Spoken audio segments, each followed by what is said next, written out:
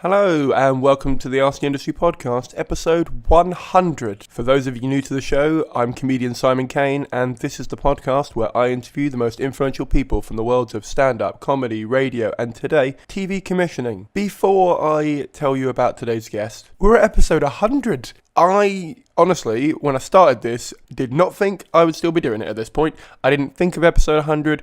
I didn't, prophesyize. Is that the right word? That's probably the right word. Doing it for this long. I just started it because I wanted to start it. And I thought this is going to be something interesting. This is something different to any other podcast I could currently find. 100 episodes later, I couldn't be prouder. I couldn't be more chuffed. That's a word I don't use very often in real life, but let's use it in the pod world. I'm over the moon. Thank you so much for listening. Thank you so much for supporting the show.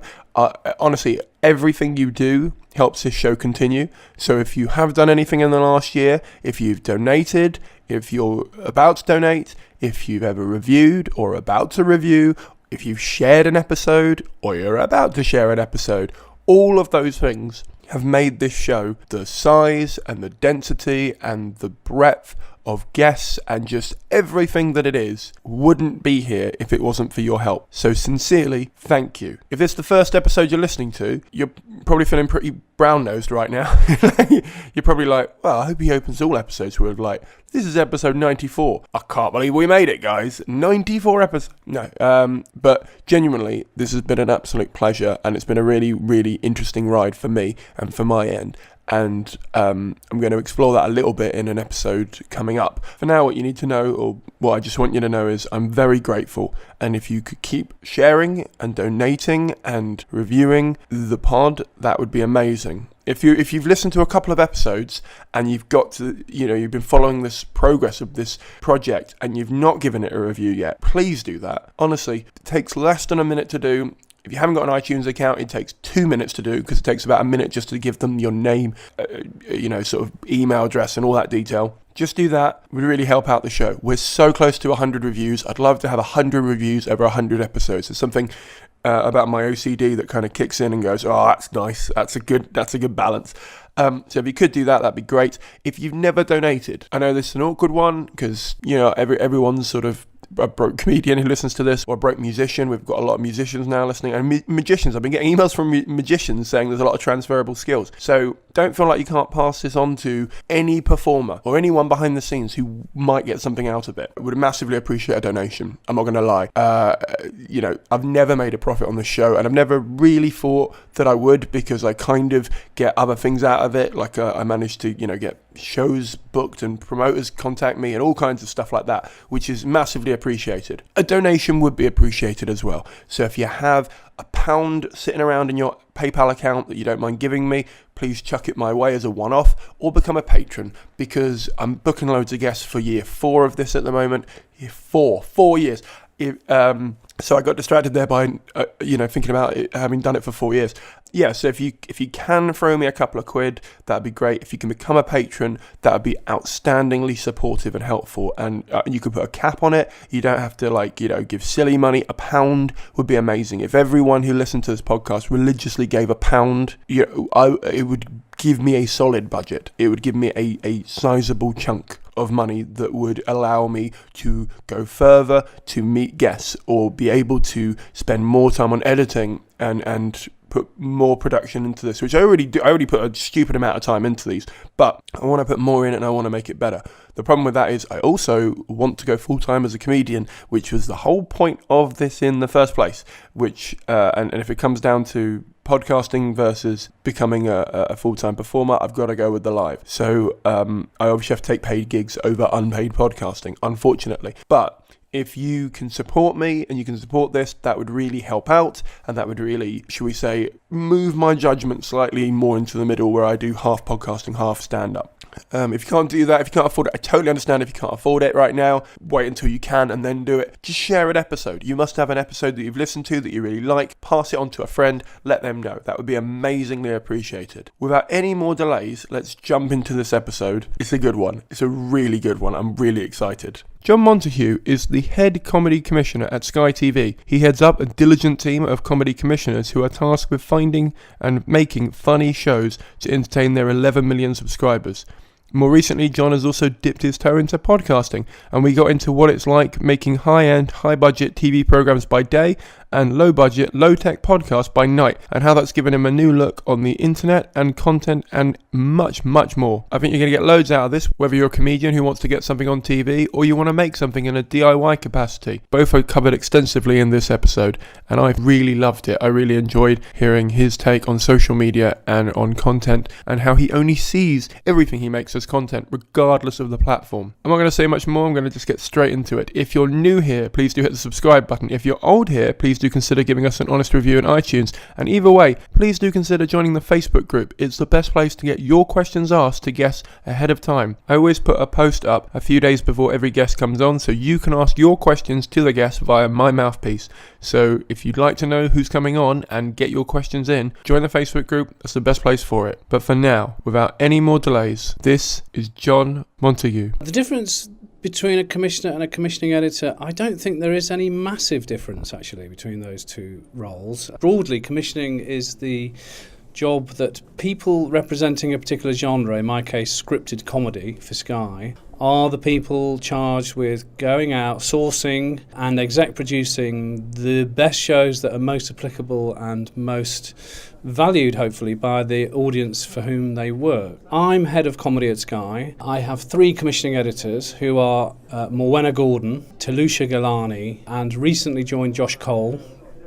And between us, so I kind of manage the 3 of them, and they go out and source great shows, hopefully great shows, from the independent production sector. And I think what's important for me, and I guess is quite key for a lot of commissioning teams, is that there are differences of taste within those teams. So, for example, Morwenna has a particular flavour and taste, which is different to that of Talusha's, and also to Josh's as well, and also to mine. We work as a tight-knit team. I think it's important to have different voices and different views and different opinions within a commissioning team, because what we're trying to do is cover the 10 million plus subscriber base of Sky and those tastes therein. But also we act as very useful checks and balances for one another. So one of the things we do on a weekly basis is we have a team meeting where the 4 of us gather and we discuss the merits of particular ideas, particular scripts, particular talents, and we try and overlay those on the sort of Sky template. Not that there is such a thing, actually, but we, between us, have a really good sense of what makes a hit show on Sky, and we try and apply those values, principles, and things that we've learnt to what we think will be a show that works on Sky as opposed to any other broadcaster. Does that make sense? Yeah, I'm definitely. Perfectly prepared to be told if it doesn't make sense. To me, that makes sense. I can't guarantee every listener that will make sense. Well, the listeners to whom it doesn't make sense can email simon.caine. Yes, please do. Please ask me, and I will verify. You'll interpret. Yeah. Yeah, no, as far as I work it out is you have such a wide base of subscribers that you need a wide base of comedic opinions and tastes to cater for that.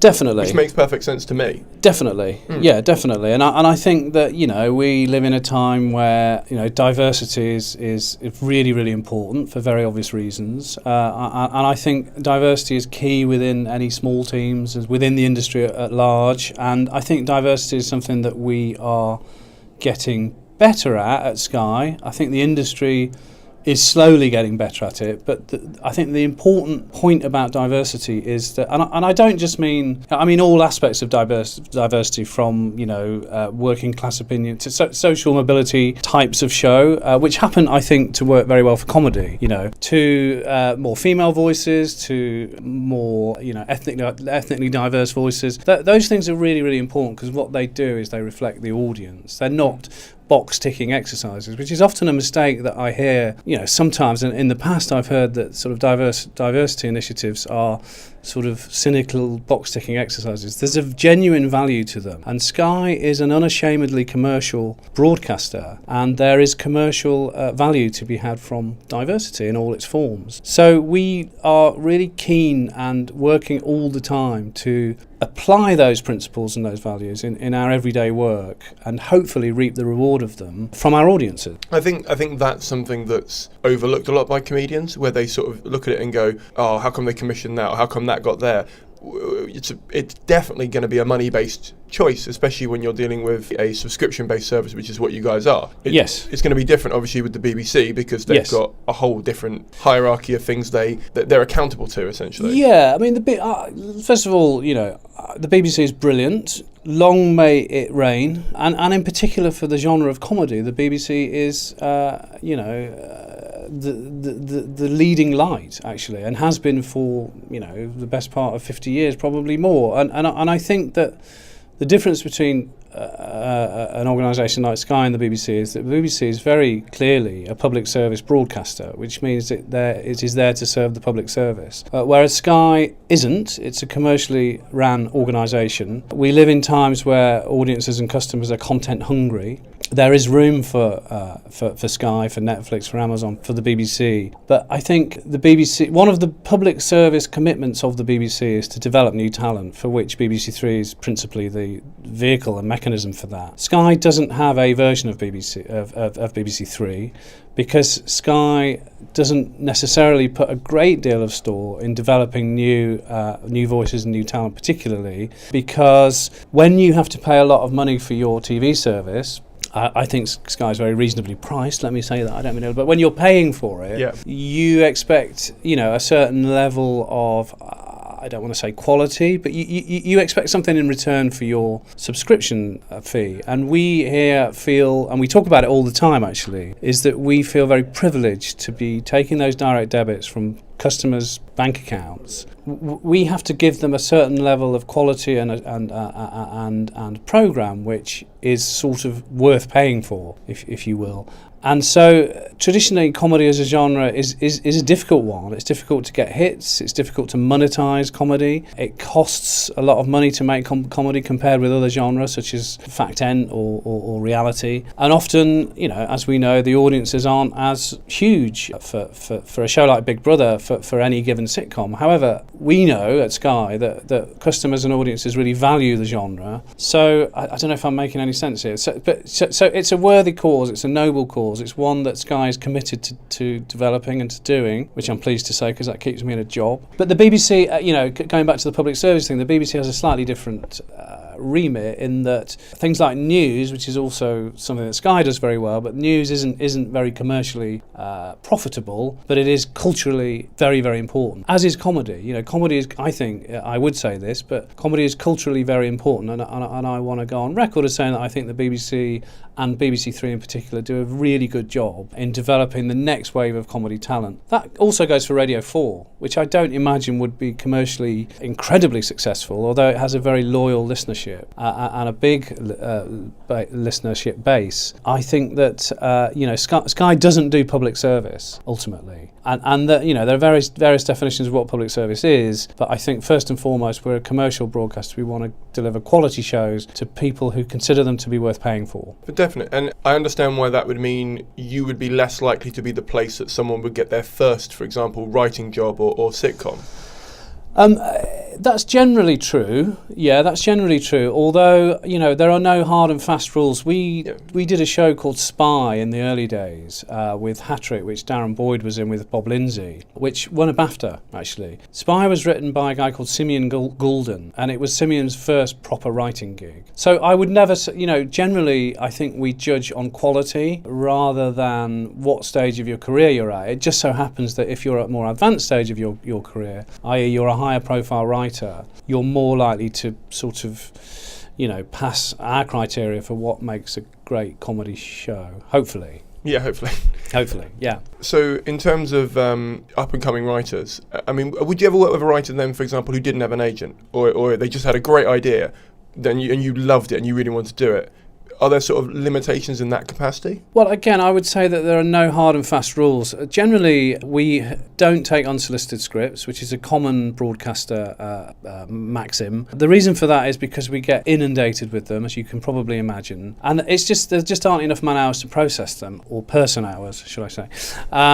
Generally, what happens with a new writer is, so we do like to keep our ear to the ground with new writers. And if there's a script that's sort of interesting people that's come in as unsolicited, i.e. without an agent or an indie, what we try and do in that case is we will hook them up with a development development team within an indie and try to progress them and nurture them and get them into the system. And then hopefully at some point along that journey, they will find an agent and they will professionalise what they do. I think it's really important that writers professionalise what they do. So with Sky, if we take a series, we're looking to pay upwards of £3 million for it. What we're commissioning is not just the script. That's obviously a very important aspect of it, and it's obviously the starting point. But what we're commissioning within that is, the indie, the director, the producer, the casting director, the whole constituent part of what it takes to get a hit show on, and that amounts to millions and millions of pounds. So, our quality control at writer stage is generally done by the independent production sector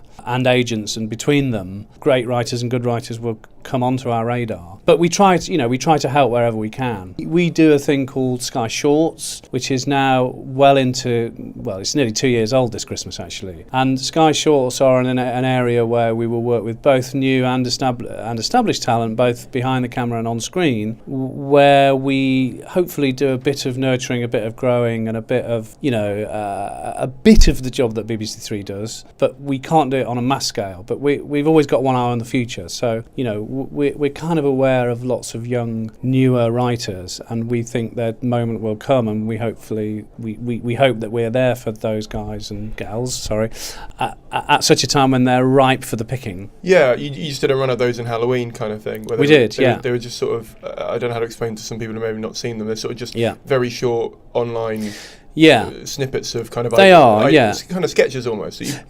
Elongated sketches. So the brief for those is they're between 5 and 10 minutes long. We did some last year. We did 7 last year, and we've topped that season up with 3 this year. So in total, we've got 10. Those sit on Sky OnDemand, which is an online platform.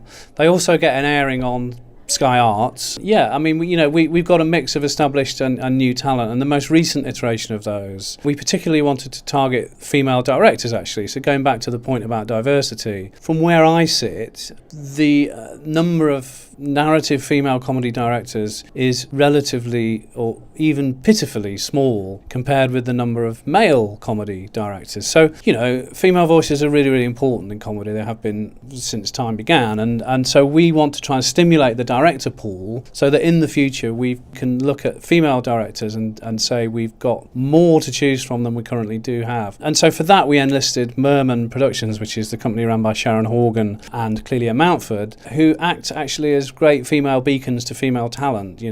I wouldn't say that they concentrate on doing female shows particularly, but they do act as an inspiration to female people within the industry. And so we got their help, and brilliant it was too, and we were able to grow 3 female directors who might not have had the chance otherwise. So we're really proud of that, and we will do more of those sorts of initiatives in the future. But it is an example of where we work with newer talent with a longer term goal. Yeah, there's 2 questions I've got from that. One, does that mean you plan to make 12 of those every year? Because you said you made 5 and 5 and 3. Does that mean every year you have a certain budget? What I'm trying to ask is, do you have a certain budget for those so it doesn't matter how many you make as long as you use up that budget? Or is it you try and make, say for example in 2018, you're going to make 13 of those? Again, it's not established. We have a certain available budget. We want to use that wisely. We will do more in the future. I think what the strategy we've employed so far is to peg them to calendar events in the year. So season 1 was Christmas. We did 12 actually for Christmas, and then we went on to do a sort of Irish season, which we did in Kilkenny with some talent that were there, with Irish talent such as Jason Byrne and Alison Spittle, who is a great example actually of a newcomer who many of your listeners may not know yet, but I'm sure they will in the future. She's an Irish stand-up. Might be getting her on, by the way. Oh, great. She's terrific. She's awesome. Terrific. Yeah, really, really funny and a great spirit, actually. And her short was very, very good. And then we did some for Halloween following that, and then we did Christmas again. Then we did Valentine's Day rolling over into the following year, and we did summer most recently, and then Halloween again. We hope that they sit there as a kind of treasure trove. So we'll find that this Christmas, all the ones we've done over Christmas in previous years will sort of be resurfaced and people can enjoy them again, much like Noddy Holder's great Slade classic. And I guess the aim is to sort of top them up, really. So we probably wouldn't do 12 again for a particular season, but we may top them up with 3 or 4. Often it's to do with what we want to get out of them. So with the Halloween one, we wanted to stimulate the the market for some female directors. I think 3 felt like a good number. It was manageable for Merman to do that for us, and also it was manageable for us as well. So I think we'll probably do shorter seasons, i.e. less numbers per season, but possibly more seasons. Yeah, I mean, the reason I'm asking like that is because obviously you've got a certain amount of budget that up till however long ago was for channels, like actual old school TV channels. Yeah. And now obviously you're investing a lot on online. Yeah. Which, as we talked about a little bit before, we started recording. Yeah. That is even harder to, shall we say, recoup the cost of Yes. sometimes. I just wondered whether online is looked at differently to TV, whereas, because TV you can look at and go, right, we know at 7 p.m. we'll get a certain number of viewers, and so we can sell an advert, and that's great. Yeah. Whereas online, because it's so on demand and so different, I didn't know whether you would look at it and go, right, can we actually afford to put... Because the ones you made are very well produced, and it looks like you put a lot of money into them. And so, I mean, are they also pilots for future... So I've asked like 4 questions. Yeah, that's right, Because they look like some of them could have been pilots for bigger things as well. Yes, I mean, that's very possible, actually. That's very possible. I mean, we don't stipulate that they should be pilots for bigger things, but if the ambition is there to do that, we'll certainly entertain that as a notion, for sure. I think going back to your question about on demand, we are always conscious that the marketplace changes in a frighteningly quick manner, So when I first joined Sky, I don't think Netflix was a thing. I don't think it was even, if it was a very fledgling thing. Amazon weren't doing SVOD over the top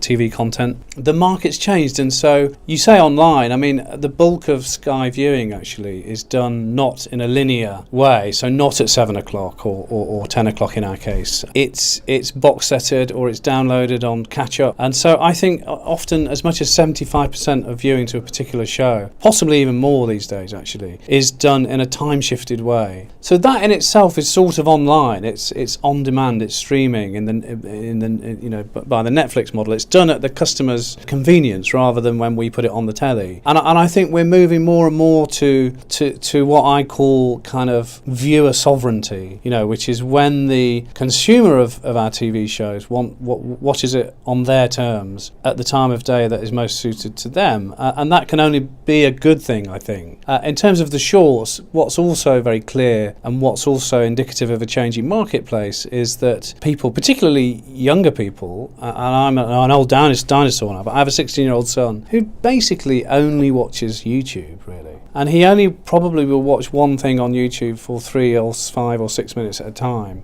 We have got to be sort of wise to that, and short form is a really powerful means of connecting with an audience. And what we're all trying to do is connect with audiences. That's all we ever want to do. And whether that's in the traditional linear TV sense with a standard half-hour show or hour-long show at a particular time of day on a particular channel, fine. If that's in a short form space via mobile phones or via the internet, then great. We're open to all of those things. Personally, I've been on YouTube for pretty much since 2006 when it started, and I've found that for me, I like longer videos. Yeah. And my cousin, who's about 14, 15, she's about the same age, she loves like 3-minute long skits. Right. Yeah. And I find that fascinating. I don't know whether that's that, and I mean no disrespect to the son, whether that generation just have a slightly shorter attention span. I think that's very possible, but also they have an enhanced amount of choice. When they want to get them through as much as possible. Yeah, so when you think of social media or Snapchat or the gaming, PlayStation, all of those things, they have such a wide range of choice and high production value,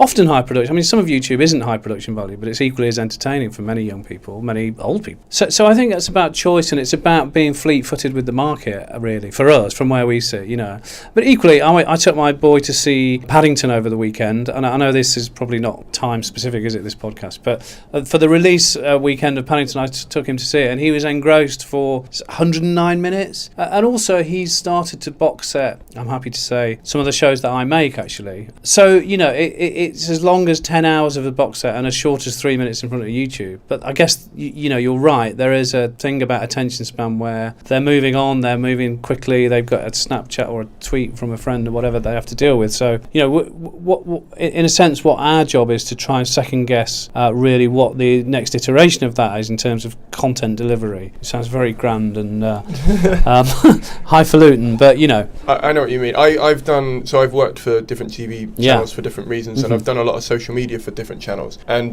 there's a term that I don't like that goes banded around quite a lot called second screen, which essentially, for anyone listening who doesn't know what that means, is your phone screen, which is the distraction from your the hard work you put in, essentially, is distracted by the tweet of someone else telling them what they think of what they're exactly watching. Yes, that's true, How are you adapting to something like that? Are you taking that into account? Well, I think that, each show probably, not just for Sky, but each show that we do probably has a brand a cluster of brands around it. So, a show that we've recently done with Jack Whitehall and Rosie Perez called Bounty Hunters has got a whole life on I think Snapchat, on YouTube, online. I'm trying to sound really groovy and down with the kids, but it has a whole lot of brand associations outside of a half-hour TV show, and if those can drive interest to the programme, that's exactly what we want. I think Jack has got a following amongst the younger demographic in social media, and that's a useful piece of traction for him and for us to drive eyeballs and interest to Bounty Hunters. So I think our job is to make TV that's so compelling you have to sit and watch it rather than be distracted by a second screen. If we don't do that, we're probably doing something wrong. If you want to go onto a screen or a different form of social media or whatever it is before, after the show, or even during it, that's fine, so long as you're saying positive things. And often they don't, as we all know. But often, there's a trend on Twitter where people quote lines from the show in real time live as the show's going out. I think that's a compliment, actually. So long as they stick with the show, we're doing our job okay. Yeah, definitely.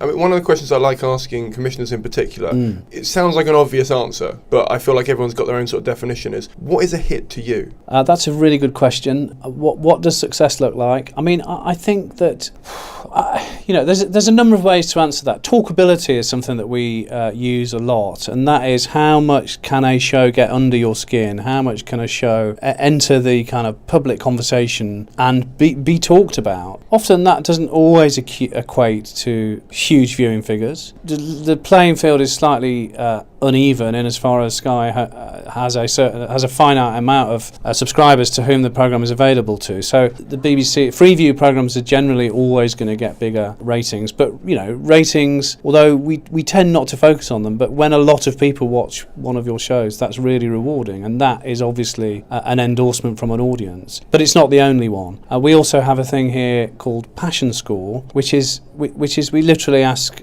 sample audiences, quite sizable sample audiences, to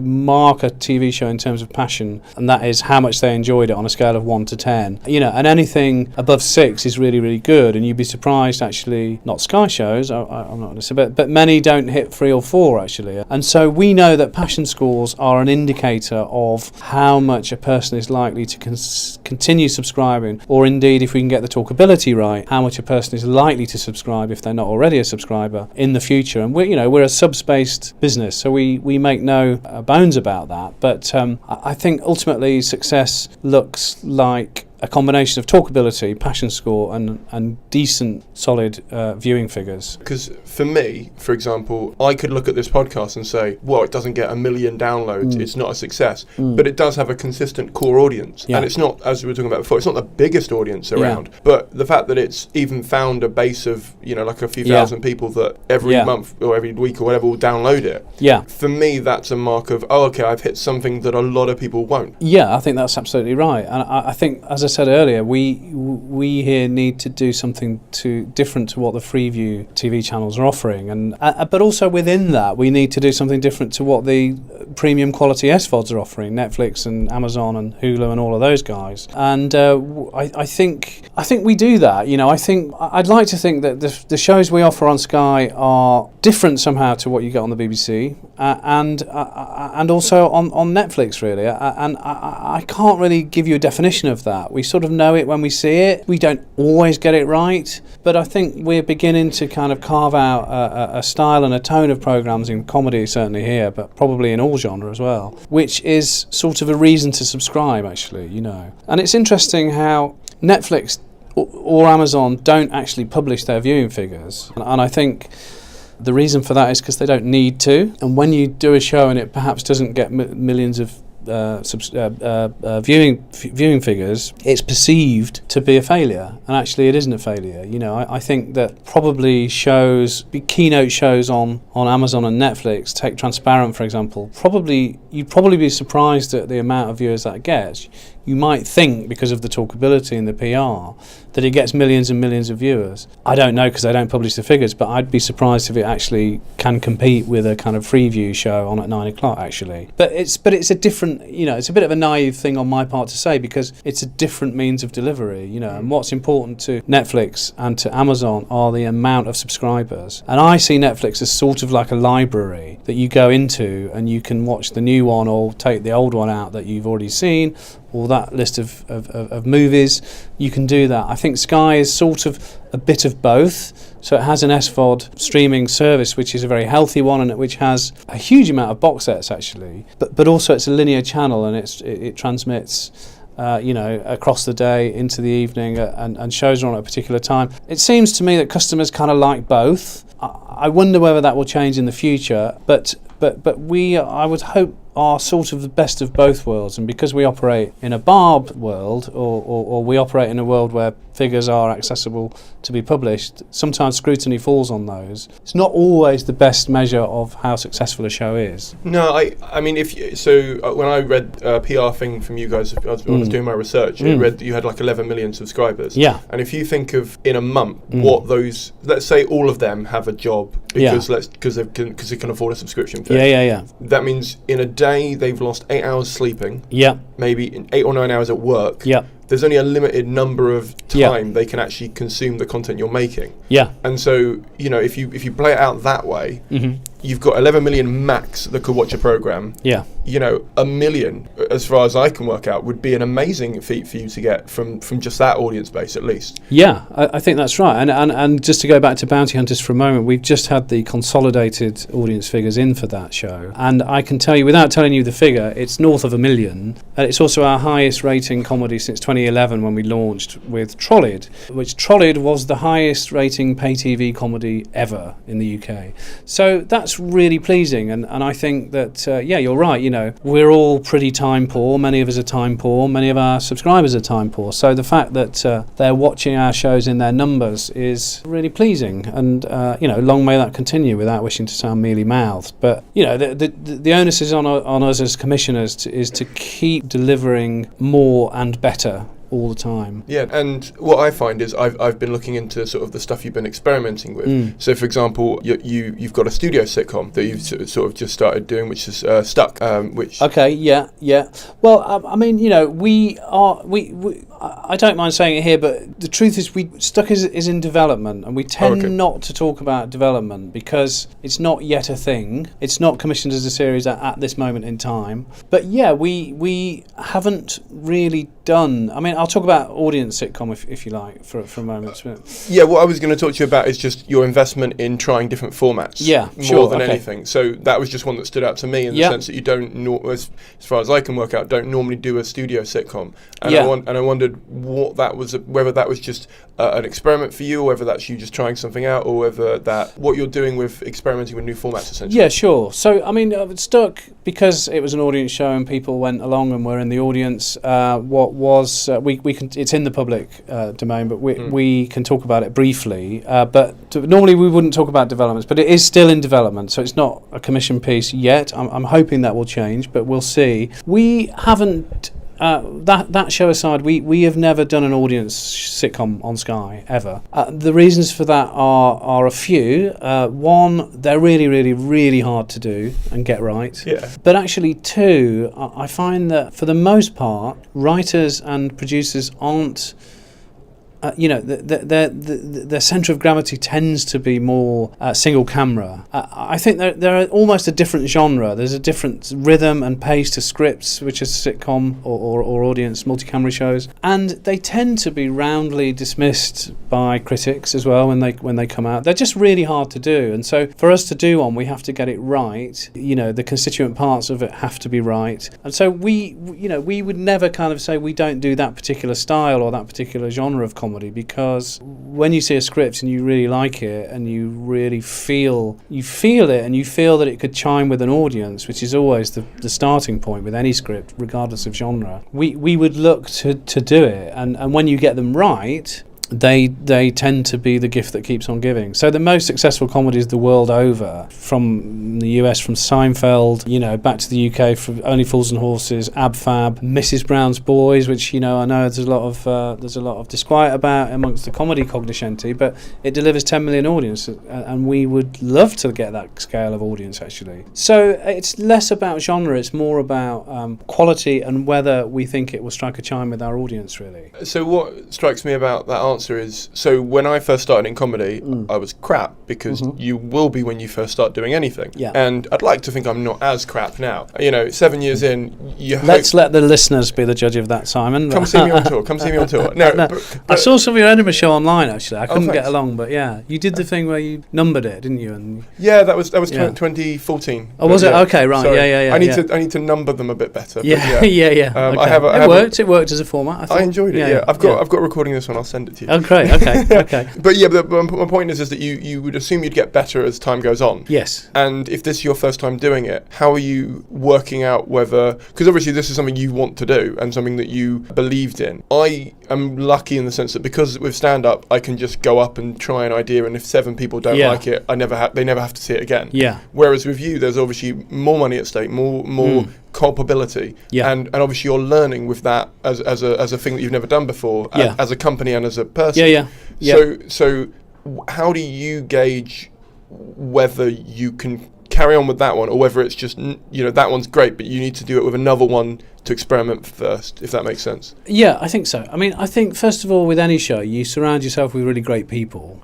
So there are brilliant executive producers, brilliant indies, obviously great writers, and fantastic cast out there. and once you can get a groundswell of opinion behind a piece of work, you tend to that consolidates your often gut instinct about a thing. And so that's one way of doing it. I think also that there is a certain amount of calculated risks which we're allowed to take, and so when we take them, we embrace them. I just think it comes back to having an instinct about what an audience will kind of respond to, really. But more than that, it's about collaboration with brilliant people. And I think I've just come back from LA actually, and I think that in LA a lot of people in the industry talk enviously about the British comedy scene, the British TV comedy scene, and how the ways we work and the talent pools that we have. And by talent pool, I'm including producers as much as on-screen talent. We're world class at it actually. I really think we are. We do it a different way, but I think shows like Catastrophe and Fleabag breaking the SVOD markets, the Netflixes and the Amazons, they're finding endorsement in North America for North American audiences.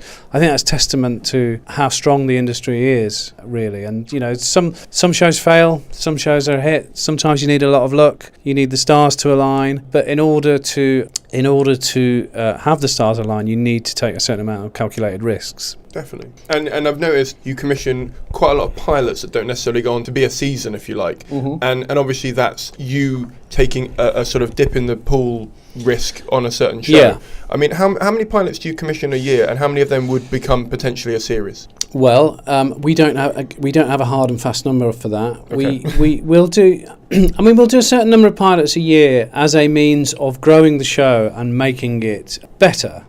So I'll give you an example. So we have announced a show, a comedy, a narrative comedy that we're doing with Ramesh Ranganathan, which I'm really, really thrilled to be doing, actually. We have announced a 6-part series we're doing with Ramesh Ranganathan. That came as we always wanted to do, he's brilliant, and I'm a huge fan of his, which is important. But we wanted to do a pilot of that because we wanted to just sort of test it out. He was really keen to do a pilot as well.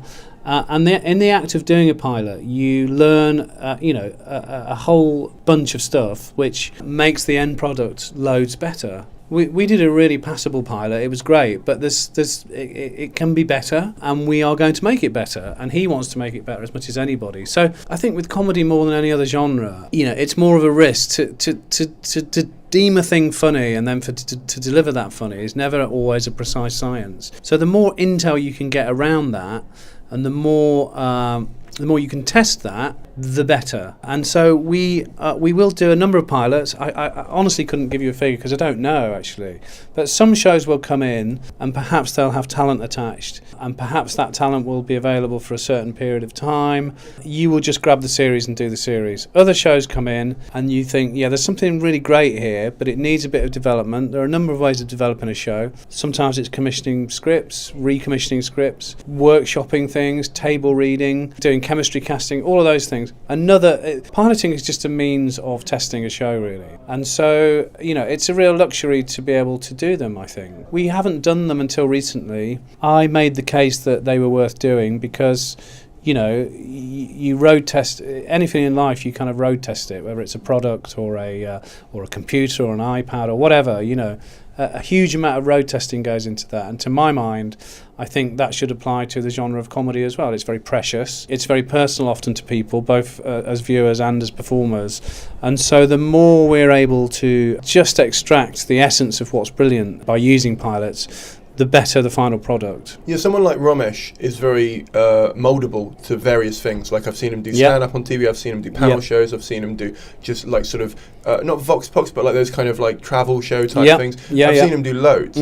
I mean, and obviously it's a risk on your part to take someone who's never done something like that because you don't know. And obviously there's an advantage to, for example, if you see an act. So one of the things I saw, one of the acts I recently saw this year on Red Nose Day was Spencer Jones. Yeah. And I saw that you'd like commissioned a pilot with him to do something like the what he does essentially. Yeah, absolutely. And what I find interesting about that is something like that, or something I've never seen someone do that kind of thing. Yeah. It's very kind of Mr. Beanie. Yeah. It's very and that show never worked, did it? What, Mr. Bean? No. That was a massive flop. But my point was that when you're looking, so say for example, if you're looking at something like Spencer, do you look at that and go, we should make that into a half-hour thing, or do you look at that and go, that is a voice we'd like to develop, and so let's give him budget and make a pilot? Well, I mean, I'm not going to talk about individuals particularly. It doesn't have to be that. I just meant in general. Yeah, I mean, we see between me and the team, we see a huge amount of stand-up. We're always at Edinburgh, sort of caning it, and by that I mean going to lots of shows, not taking loads of drugs. It's a shame. Yeah, but I think that. So when I saw Ramesh's show some years ago, actually, it immediately struck me about 15 minutes into the show that you could really easily televisualise this. And you don't always get that with stand-up, I mean, in fact, more often than not, you don't get it with stand-up because stand-up is a different medium to TV. It's a completely different medium and one that I love. But often it's the case that you think, how am I going to put that on the telly? But with Rom, I knew immediately because it was kind of domestic yet spiky, and there's something about the charm of him as a performer. I kind of knew, and it just nagged away at me. And when I saw him, he wasn't really very famous, to be honest with you. So that was the thing. I think, with people like Spencer, he's got a certain shtick, which I think is very televisual. He's really warm and charming, actually. And so it's kind of taking that initially and going, what could that be in a televisual world? And, often we'll approach talent and we'll talk to them. And often they'll say, look, I don't want to be on telly. I don't want to put it on telly. I have no desire to do that. I'm doing quite well, thank you very much, as a stand-up. That's fine, and I completely get that. At which point it's probably the end of the conversation with me. But when talent embraces it and says, I can see either, yes, I've had the idea to put it on telly already, or I can see what you mean by it being televisual, that's when we start to work with the talent. And I hope that, I would say that it isn't the commissioning editor's job to be didactic and say, this is what we want you to do. It's more of framing the question and going, what would you like to do in an ideal world, and can we make that happen? Because what's really key, I think in all television, but especially in comedy, is that the performer who's at the heart of the show, or the writer actually, is absolutely emotionally engaged in that process and in that finished product, whatever that becomes. And if they're not, that way disaster lies, really. So with Romesh, it was a lot of conversations about what he wanted the show to be, a few lesser conversations about what we wanted it to be, but more often than not, it's sort of how can we deliver a great show showcasing your talent, which an audience will come to and will love. And if we're all on the same page with that, we'll get there quicker and in a happier state, because everybody's emotionally invested and everybody wants the same thing, which is a hit comedy show which is really funny. And that's what we've got with Romesh. We haven't made it yet, but I firmly believe that that's what we have, and I'm really looking forward to it. Actually, it's a great show. Yeah, I won't say any more, but I've just been in the dialogue with him a bit because he's in America at the moment. What was I going to say? You mentioned Edinburgh. Yeah. And that's obviously, I think a big thing that a lot of comedians, especially working clubbing comedians, I wouldn't say bitch about, but sort of there's a niggling, maybe misconception in that there's a big void between TV, radio, any other medium, and live stand-up, as in like the club circuit. Yeah. And everyone goes to Edinburgh. Everyone has to. Yeah. But if you're not someone who, for example, flourishes in the hour-long format, or you're not someone who particularly can afford to go to Edinburgh, because it's obviously a massive expense for anyone at any capacity. Yeah. How often do you go and see, like, for example, club comedians? And what is your process of using it? I know these are massive questions, by the way, but what is your process of using Edinburgh? When you go there, do you go, right, we're looking for more female voices, let's go and look up those. Are we looking for more ethnic writers? Let's go and look at those. Or do you even search through the brochure and go, oh, we actually need a sitcom about bananas. Let's see who's got banana in there. In their show title or something. Okay. Well, I mean, I think so the way I do Edinburgh is I always go up in the very early bit of Edinburgh, and I try not to look at any reviews, and hopefully there aren't that many when I go up, So it's a bit of a random kind of, for me personally, it's a bit of a random thing. I tend to go up in two stages. I go up at the start, then come home again, and then go up towards the end, mostly for the TV festival, actually, where a lot of my time is taken up. But by then I can, sort of suss out who's kind of making a noise and try and get along and experience that for myself. No, I don't have any particular agenda at all, actually, when I go, in terms of, I don't have a shopping list, but I do, I do like to, I really like to expose myself to, that sounds completely wrong in the current climate. I love to experience new performers who have no idea who they are, where they're from, or what they're doing, or why. That's really exciting, and I do, I'm a huge fan of stand-up, and I think that stand-up is a medium unto itself. It's not, I don't think stand-up comedy is a direct route into TV. I think there are those that can do it and do it as a means to an end, i.e. to get on TV. There are those who aren't bothered about getting onto TV, and there are those who are just not good enough to get on TV, even if they want to be. I think there probably is a void, but I think that void is for that reason, really, which is that as an A to B route, television isn't necessarily the B to stand-up's A. Often it is, but really, I think it ultimately comes down to the individual performer and their ambitions with TV and a TV career, really. I don't know if that answers your question in a sort of quite cat-candid way. To be fair, I asked it in a very cat-candid way as well, so if that makes you feel any better. Yeah, I mean, on the diversity note, I think that I find that Edinburgh audiences respond to a thing because it's funny and well-crafted, rather than because it's a female or a piece of ethnic diverse talent, or a sketch troupe, or a bunch of animals from Tokyo, which is not a show yet.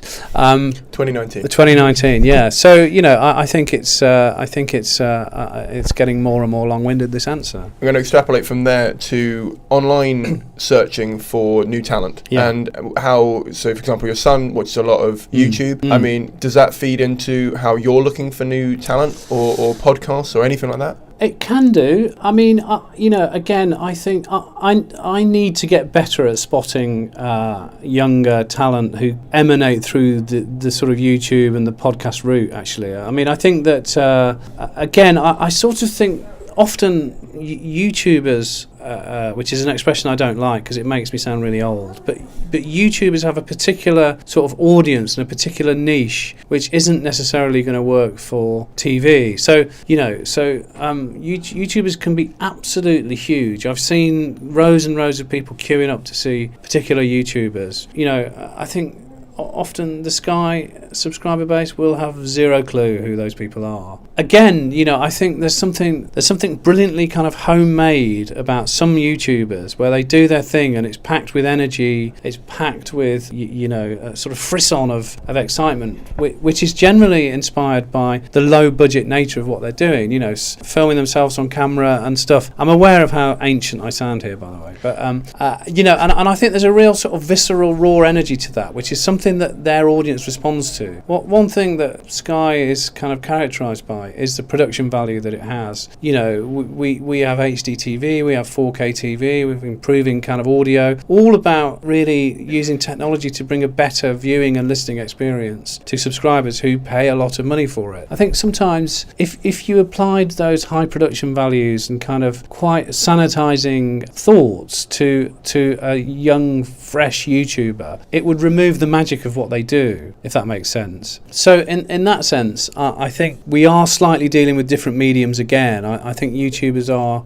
infinitely and brilliantly aware of who their audiences are and how to build them, whereas I think TV audiences in the Sky universe are much broader than that, and so we try to service them differently. But again, I do think talent can and will emerge from that world. I think it will be a different sort of journey, and I think we're probably yet to see it in broad mainstream TV terms, unless you can correct me. Well, the biggest example of it was a guy called Casey Neistat, who I don't know if you know of. No idea. There you go.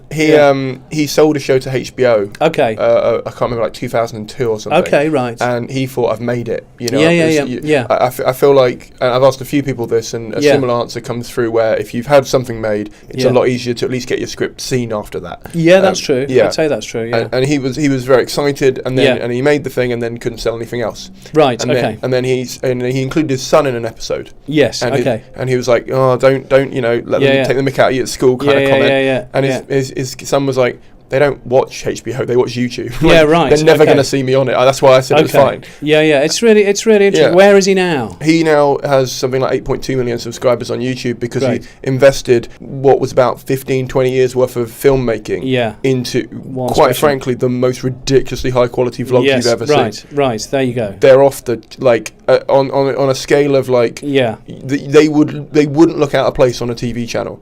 He uses a ludicrous amount of camera work around different places, and it's inspiring to watch because he does it all himself. Okay, but for the better, do you think? Well, I mean, now he's building an audience. He's built enough of an audience that now he works for, I can't remember what it's called. It's Fox, I think he works for. Yes, okay. And he's now started a YouTube channel for Fox, and he's building that up. And because he's associated with it, he's not in everything on it, but because he's associated, I think they've hit 1 million in the last couple of, So there you go. I mean, each case is different and individual, but I'm really taken with a guy called Humzar. Do you know Humzar? No. So Humzar does a thing called Diary of a Bad Man, amongst other things, and he kind of within a very short space of time garnered like 82 million hits from he did a session at the Edinburgh TV Festival actually, and it was fascinating. And as far as he said, he's a trained actor, and he was getting the part of terrorist number 3. He's an Asian guy, Muslim guy, and after the 15th casting of a terrorist number 3 or number 2, he just went, bugger this, I'm just going to do it myself. And I remember him.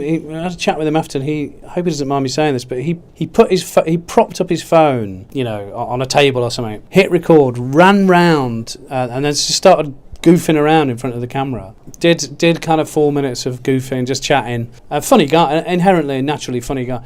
Ran back, hit stop, which is as low tech as it gets, really. Posted it sort of as an afterthought, really, and then within a couple of days, he'd got like 4,000 hits, and then within a week, he'd got that had turned into 30,000 hits, and then that and sort of all grew, and here we are. He's got 82 million, hits on YouTube, and I think that's brilliant, and I think he's really funny. He actually did a show for the BBC Three called Coconut recently. He's definitely one to watch. He's really funny. He's unique. He's got a voice. He reaches a particular audience. Young kids, regardless of their ethnicity or religion, really, really respond to him. He kind of is on their level, and I think he's got a bright future. I think, it's that get up and go attitude that means that you can be discovered. Yeah. I think I had a guy called Peter Fellows on a few weeks ago. Yeah. I don't know. Do you know him? Yeah, I do. Yeah. Lovely guy. Yeah. He's not on any social media. Yeah. But he's doing some, amazingly well and amazing work. Yeah. And I think what I find interesting about him is the ability to just get up and go, I want to make a thing today. Yeah. Rather than going, absolutely. How am I going to monetize this or whatever? Yeah. And I'm very similar. I think that's why me and him get on quite well. Yeah. Okay. Because it's and you're doing a similar thing where you've sort of started your own podcast. I've got my own podcast. Well, this has nothing to do with comedy. Can we just get this straight? Shameless plug time. Yeah, shameless. Well, my son, I've got a 16-year-old son who does a podcast, and he's inherited, I'm proud to say, he's inherited my love of Derby County Football Club, which is my hometown. And I don't know why, because, we brought him up in the shadow of Old Trafford, and, he now lives, nearer Chelsea than he does Derby. But, and it's something that he wanted to be a sports journalist, and so it's an idea that he hit on. Didn't want to do it on his own, thought, who's the nearest Derby fan that I can have some bants with? That was me. That's available currently if you like Derby County, yeah. And it's called? It's called Him and Dad DCFC.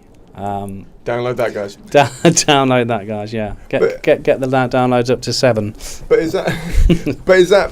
And obviously it's a great backstory to how it became about. But how have you found, first of all, so as I said, I've just launched another new podcast, and I forgot how much effort it is to launch a thing when you do, because you've got 11 million subscribers essentially at your fingertips. Yeah, not for my podcast. This is for Sky. But in a day job, you get up and you're like, right, what can we make for these 11 million people? Yeah. Whereas you've got 7 billion people that could potentially find your podcast. How are you? I mean, obviously not all 7 billion are going to be interested. Yeah, sure, yeah. But how are you finding the difference in your two worlds there, where you sort of? Yeah, that's a really interesting question, and one that I've probably not considered actually. But I tell you, in doing the podcast, what I try and advise my son to do, because he's of a generation where you have to, if you're going into the job market. In my time, you had a CV on a bit of paper, and you would dangle it about. If he wants to work in the creative world, be that journalism or whatever, he has got the means to demonstrate what he's good at and what he's not good at now. And if he doesn't do that, he's not going to get a job, right? And so in looking at the podcast and the content of it, which he generally structures and writes, what occurred to me was that there are quite a lot of football podcasts where you've got blokes talking quite dourly about football and quite earnestly about football. What we try to do is actually replicate our own conversations, which takes the piss sometimes about how crap Derby County can be sometimes. And so we try, actually, I'm going to set myself up for a fall here, we try to make it funny, and we try to make it sort of somehow entertaining. A lot of football podcasts are not always funny. They're quite serious, I find. So we looked for a point of difference in the market. That's the first thing, possibly subconsciously. And we're now at a point where he is writing jokes, he's delivering them, he's writing a running order, and he's understanding that if you trail what you've got coming up at the end of the show, at the beginning of the show, all of that sort of stuff. And I think there are some synergies there, because what I say, most independent comedy producers will tell you that I've sent them a note saying, I like your idea, but it's probably not right for us because it feels like a Freeview show, it feels like a BBC show or an ITV show. What we're trying to do is just find that point of difference where we can scream really loudly. So in a very highfalutin and rather pompous way, I'm drawing the millions of pounds worth of brilliant content that Sky does. I'm drawing a comparison with my own rather crappy podcast. But you do. I think it has made me think about what content is, what the marketplace is, and how to be as good as you can be. Because an audience will always reject mediocre, bland nonsense, whether that's my podcast or your podcast, which is never bland nor mediocre, or using that as a quote, using that or high production television, and I think that's why you've seen a massive rise in the SVODs like Netflix and Amazon, because they do good stuff. Let's face it, they do really good stuff. Not all of it's good, some of it's rubbish, frankly, but there is enough stuff there for you to please you and to please all manner of different audiences and customers, and that's really what we're trying to do. Really. I find podcasting as well as Netflix quite overwhelming. I find when you log in, my dad's just got Netflix. I had it a while ago, and I got rid of it because I found it literally took away all my free time for creating stuff. There's sort of a weird line between people who create stuff and people who consume stuff, I think. Yes. Because you can't really do both. Do you think, though, are we not all broadcasters in our own way? I mean, there's so many vloggers and... Well, I think, so many of us... Are you quoting my Twitter or something? Because you follow me on Twitter, and I thought I said something quite pretentious or something. No, I'm not quoting you. You may have said it, but I think we live in an age, don't we, where we're all sort of somehow on some sort of bandwidth. Broadcasting or narrowcasting. I've got 2 Twitter feeds. One services the podcast and my sort of private life as a Derby fan, but another is my own personal one, which increasingly is a means of letting people know when shows that I've worked on are on the telly. I think. Do you think we're all content creators to some lesser or greater extent?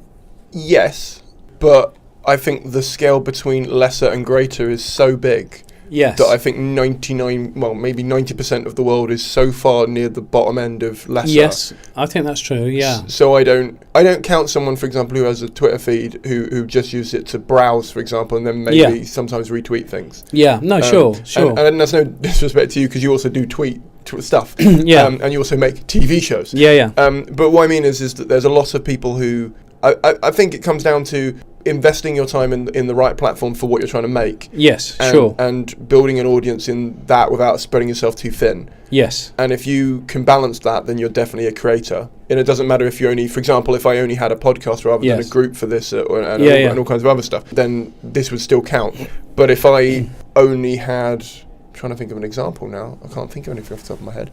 But it's one of those weird things where, yes, everyone has a mouthpiece, but not everyone is going to put their head above the sort of pulpit to sort of give their opinion on it. Yes, that does make sense, and I think that's true. But I think, if you are a creator of whatever you want to create, whatever you do, there's never been a better time to live. And I'm thinking actually of Rob Delaney, actually, as an example of somebody who was really good at Twitter, totally understood it, was hugely entertaining on it, and built a fan base as a result of it, which has led to, many great things for him. And I think, there's a lot of people. Will Sasso, there's another, who I think came to prominence through Vine, didn't he? I think. If you're serious about being a content creator, the means exist for you to go and grab it and do it. And I think there's a certain democracy to that, in as far as you will get as many followers or users or audience as your stuff is worthy of, actually. You have to keep at it, and you have to be tenacious and be thick-skinned. But I think once you can get through that and you can start to understand what it means to connect to an audience in whatever sphere that is for you, you're probably halfway there, Yes. And I think there's definitely transferable skills in doing it for yourself as it would be if, for example, you're working on a team on a show. Yes. And I think, again, go back to Peter or myself or yourself in this case, there's a lot of merit to, even if, for example, so with the Time Capsule podcast, for example, that hadn't come out, and Julia Mackenzie had listened to another episode where I started talking about it because I was fed up of not talking about it. I'd waited a year for the episode, and she emailed saying, "Oh, can we hear an episode?" And then asked me to come in for a meeting. Yeah, great. And that was without an episode even existing, like publicly. Yeah, great. And like the way I looked at it is, a friend told me like she was betting on the jockey, not the horse, on that. Respect, because she obviously likes the content you've already made. Yeah, sure. And if I hadn't started doing that, then there wouldn't be that. You know what I mean? Yeah, I totally know what you mean. Yeah, completely. Yeah. And that that makes a lot of sense. But you're someone that sticks at it, aren't you? Got nothing else. You got nothing else. But you can see a future and a vision, and you have a plan. I think a lot of people start off doing Twitter and stuff, and they just don't get traction with any audience for whatever reason, so they stop. And that's probably about right. If you're not finding an audience, if you're not sort of interesting people, then you probably shouldn't be doing it. I don't know. Maybe that sounds really harsh. I don't know. But could it just be they haven't found that audience yet? Yeah, possibly. Yeah, absolutely. It's very possible. But I think you need a toolkit into how you find an audience. Yeah, but like you said, with all your shows, there's no strict formula. There's no strict formula. There's even less of one online because there's so much more content and more competition. Yeah, that's true. There's a lot of noise. There's an incredibly one way of looking at that is it's an incredibly crowded and competitive marketplace. But what we do know from a professional point of view at Sky is we know that there is an audience who are hungry for great content. So we're in the business of trying to provide that great content for an audience who are there. You know, I think it's the same on Twitter, but it's what great content looks and feels like is less. You know, when you haven't got millions of pounds to invest in making TV shows, when you're working purely out of your own head with your limited resources, that's more difficult to find traction with an audience. Yes, but what I like about that is you're effectively doing both, but you're, what's the word? You are able to transfer skills in terms of your knowledge of what he's learning. And what I find is the more niche the thing is, as I said to you before, the more people can latch into it. People get known for things online very quickly, for better or for worse. And I think with your son's situation, if he wants to be a sports journalist, to have something where for example, they could have. I've got my friend Jim. He started by doing silly songs about football on YouTube. He's now got something like 20,000 subscribers. And he is now running his own football team's official YouTube channel as a result of doing that. He presents. Absolutely. And it's because he kept talking about them all the time and doing silly songs that had to go at the other team. And I don't know if it'll happen for your son, but I'm sure that he's got a better chance now that he's put himself out there. Yeah, I think so, and I think probably more than that. What if he goes for an interview at a newspaper or a radio station or whatever he does? They're going to go, "What experience have you got?" And he's going to be able to go, "Look, I've done these 50 episodes of this. Do you want to have a listen?" And there's something there for them to listen to. And if they feel that he has a nous for it or an ability for it, or the evidence is there, they might not necessarily find it ordinarily, organically, as a, you know what I mean, as a Twitter user. So for him, just to take that personal case, which is probably not very interesting to your comedy listeners, it's a means to an end, really. And I think, you know, like we were talking about YouTubers, and with Humzah, for example, the example I used earlier, he's obviously found something which is 82 million, which is bigger, really, you know, in those terms, than almost than any TV show can offer him. But it's given him the platform to move on to a TV world if he wants to do that, you know, which is great and quite democratic in some ways, I think. Definitely. I'm going to ask you the final few quick fire questions. Quick fire, okay. Quick for me, you take as long as you want. What are the best books on comedy writing or stand-up that you've ever read? Wow, I have just finished reading a book called Now That's Funny, which is by Joe... Oh, I forget the name of the guy, but it basically, can you put it in your show notes? It's called Now That's Funny. It's quite an old book, about 2000, 2001. It's a compendium of interviews with more contemporary comedy people. There's Caroline Ahern's in there, sadly departed. Eddie Braben's in there, sadly departed. Victoria Wood, God, they're all sadly departed. Bloody hell. Chris Evans and Danny Baker are in there for TFI Friday, actually. It's a collection of interviews with people about the craft of writing comedy, and I thought it was wonderful. I've also started reading Judd Apatow's book, which somebody bought for me, which is fascinating. You know, when you consider, I don't know if you followed his career, but he interviewed the likes of Seinfeld and Jay Leno and people like that as kind of like a 12, 13-year-old boy. And he did much like he took a tape recorder and a microphone and interviewed, and he's still got the interviews, and they're on YouTube. And I think, you know, Judd Apatow was absolutely steeped in a huge fan of comedy from a very early age, and that's all quite fascinating. I do love books about process, you know. I love there's all kinds of books, but there's a really good book which I read many years ago, which some people might find a useless and facile book, but it's called The Comic Toolbox. By John Mountague, yeah. And what it does is it sort of breaks down, if you're interested in writing comedy, it breaks down the sort of process 3-act structure, what a joke is, what a joke should be, what it feels like. And I don't think there's any book that can teach you how to be funny, actually, but there are some books that I think can offer you a guide as to what, you know, structure looks like and what a joke should look and feel like. And I thought that was particularly useful because it's quite simple. I keep this question deliberately vague. So what is the best show you've ever seen? It's really hard to answer that question. What is the best show I've ever seen? It's like saying, what's your favourite food to me? I mean, it's like saying, do you like food? Because I do know what my favourite food is. It's curry, for the record. That was the next question. Huge fan. Yeah, I'm a huge fan of the Royal Family. Actually, I mentioned Caroline Aherne already. You know, I thought there was something just wonderfully simplistically funny about that show. And I remember the episode in which Nana is talking about having her cataracts removed, and she lies on the couch, and they're all tending to her. She's had her cataracts done, and she comes out with the line, "The doctor said to me, whilst I'm taking the cataracts out of your eyes, I'm leaving the twinkle in." And for me, that was just such a wonderful line, beautifully delivered, beautifully written, and hilariously funny. But, you know, that's one example of many. It's adorable, yeah. Yeah, Liz Smith, you know, great comic actor. Yeah. There's a wonderfully cast show, The Royal Family, and I'm from the north of England. I'm from Derby, sort of north. You know, working class, blue collar family, and you know, that show really spoke to me on many levels. But the lines in our family were never that funny. Okay. What is the biggest mistake you've ever made, and how did you overcome it? Oh boy, the biggest mistake professionally. I keep it vague. God, I once said on a voicemail. This is a long story, and I'm only going to give you the bones of it. I was once leaving a voicemail message for Dale Winton, who early in my career I worked with at the BBC, and I think I was a little bit rude about him after I thought I'd hung up, and I hadn't hung up, and I think that I referred to him as being a bit vain, which is, you know. Do you know Dale Winton? I don't know Dale personally, but know he is. Yeah, I could see why you might have made that jump. Yeah, yeah, right. And he came up to me and played my voicemail back to me, and that bit was tagged on the end. And I thought in that moment, I was a very young producer. I thought, well, that's my career done.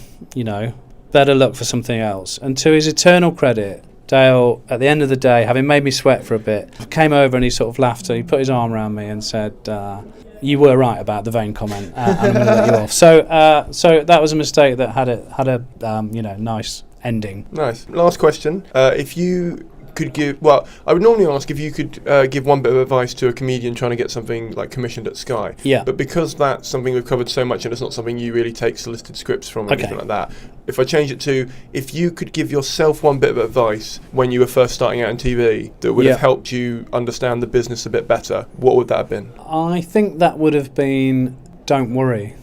Actually, because we tend to get very neurotic in television and in all entertainment, actually. But I can be a bit of a worrier, and actually that can be counterproductive. And I found that the less I worry, the more successful I am at work. So I would say worry less. Okay. Well, thank you very much for coming on. You're very welcome. That was Jon. Hearing his thoughts on the future of TV and content and how his podcast has given him a fresh perspective on shows and so much more, including the creation process as well as getting it out there to a new audience when you've got 0 subscribers. It's really interesting. I really enjoyed hearing that, especially as someone who has only just very recently launched their own second podcast. And I'm just sort of reminding myself how hard it is to get one off the ground. If you're listening to this and thinking about starting a podcast, there's actually a how-to guide on my website which gives you a step-by-step process on how I made mine. And if you fancy an interesting read, I mean, I'm biased, but it bloody is, you can get a copy of my book, How to Make a Living by Working for Free, which is a how-to guide for artists to become sustainable by asking their audience who value their content to donate to keep them going and keep them creating. It's £5 digitally or £8 plus posts and packaging on my website. If you're having any trouble, feel free to email me at simon.m.caine@gmail.com. That's enough of an advert. If you like this episode, you might also like the one I did with Ian Coyle, who commissions at Dave and UK Gold, or the one I did with Chris Sussman, who is the head of comedy at BBC Studios. If you'd like to find Jon's new podcast, there are links to it in the show notes, as well as on my website. So if you click through, I'm sure you can find it. Or if you're feeling really adventurous, you can search for it. It's called Him and Dad DCFC Tracks. If you'd like to find my new podcast, if you're looking for a little bit more content, you can find it by searching for the Audio Time Capsule, either on my website or on iTunes. That's the podcast where I bring on a guest, I get them to leave 20 questions, and a year later I get them to come back on and answer them. Then I edit it so they're talking to their past selves. I think at the time of posting this, we're at episode 6 or 7, so you've got a little back catalogue there of comedians and musicians and magicians and things to look through and see what really mattered to them and hear what goes on in their head and what changed over the course of an entire year. I'm bloody proud of it. So if you want to give either of them a go, please do. Keep supporting free content, either by listening to it, sharing it, or by donating to that podcast. Before I go, As I said at the start of the episode, we're at 100, guys. 100 episodes. That's a lot of people I've interviewed. That's a lot of people I've had to contact, get to meet me, sit down with for usually 2 hours, maybe 3 in some cases, edit it down to an hour, maybe 90 minutes, add these intros and outros later on for it, edit all of that, put it into a podcast, put it on the internet, schedule it out, make the blog post, make the video version, put those on the YouTube. There's a lot of work that goes on behind the scenes that you don't even think about probably because it's just there. If you have listened to a few episodes of this podcast and you've got value out of it and you've enjoyed it and you've really appreciated the time that I've taken to prepare a product for you that you value, please consider, and please don't skip this. Right, I know what it's like, I know what we all do, not all of us, maybe it's just me, I know what we do with podcasts. We listen to the thing, we get to the end, listen to the outro briefly, and then go, I know what's going to happen, he's going to ask for money, or he's going to ask for a review, I'm not going to bother, right? Don't skip this if you've got this far, just give me 1 second to give you a pitch for this, okay? Sharing episodes helps. All of this show relies on word of mouth, and if you've ever done Edinburgh, or any festival, or any show, or any gig, you know the value of word of mouth. If you've listened to any episode, you'll know the value of word of mouth because all the guests go on about it forever. Please share it with someone or bring it up with someone in a conversation, right? They could be a behind the scenes person, they could be a comedian, they could be anyone. Just please bring it up with them and share an episode with someone. If you've already done that and you're fed up with doing that and you don't want to annoy friends with it, leave me a review on iTunes. We're so close to 100 reviews. I'd love to get it to 100 reviews versus 100 episodes. That would just, I don't know, something about that makes my heart go, ooh, that's chunky, that's crunchy, I like that. If it's already at 100, by the way, don't stop reviewing it. I'm not stopping doing episodes, so keep them coming. But that would be really appreciated, and that really helps with chart positionings. It's about engagement on iTunes, so any and all positive reviews really helps. Donations-wise, there are a few ways you can donate, and there's a few new ways you can donate that I haven't quite sorted out yet, but they will be live by the time this podcast goes live, so that's fine.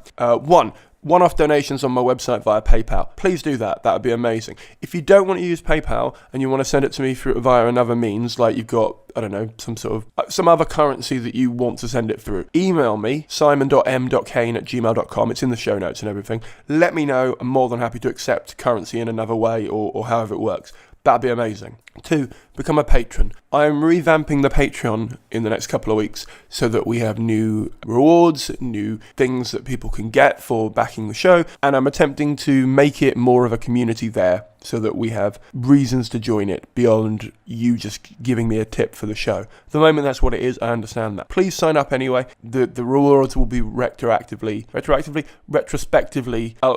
of given to people. So if you donated £2 and there's a reward for that, you'll still get the reward. I'm not a dickhead. So that would be amazingly appreciated, and I would really, really like to get a better budget going for this show. I've done it for 4 years now. I kind of feel like if you regularly listen, it would be massively appreciated if you could just give me £1 or so a month or whatever you think is worth to help me out. That would be amazing. I've got a coffee account, ko-fi. It's a website where you can just give me a coffee. Right, it's a really nice little idea. I think it's about $3 you donate because it's another American site. Americans are really big on tipping, apparently, so that's really exciting to know. But yeah, so if you want to give me $3, you can just do it through there. That's a very simple and easy site to use. Full disclosure, I don't really drink hot drinks, so I'm most likely going to spend it on smoothie and Toblerone, but I'm pretty certain no one's going to go, well, I'm not giving him a coffee because he's not going to spend it on a hot beverage. But I like having full disclosure with you guys, so please do consider using that. That's it, really. Oh, and join the Facebook group. We've got a Facebook group. It's got nearly 1,200 members in it, which is massive. It's a really exciting number. It's growing every week by a couple of members. It'd be great to see that go up. It's the best place to find out about guests and ask your questions to them, like ahead of time before the podcast. So if you've listened to an episode and gone, I wish I'd asked that guest a question, that's the best place to send me the question so I can ask it on your behalf. That's everything, I think. Thank you very much for listening. Thank you very much for subscribing, and thank you very much for rating and donating if you do. Really excited about the next episode. There's one in 2 weeks' time that's episode 101, and have I had a bit of fun with that one. So please do keep an eye out for that. The RC Industry Podcast is a Fruit That Got in Gravity's Way production for the internet.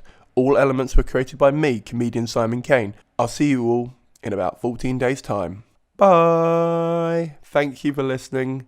Seriously, so happy we've hit 100.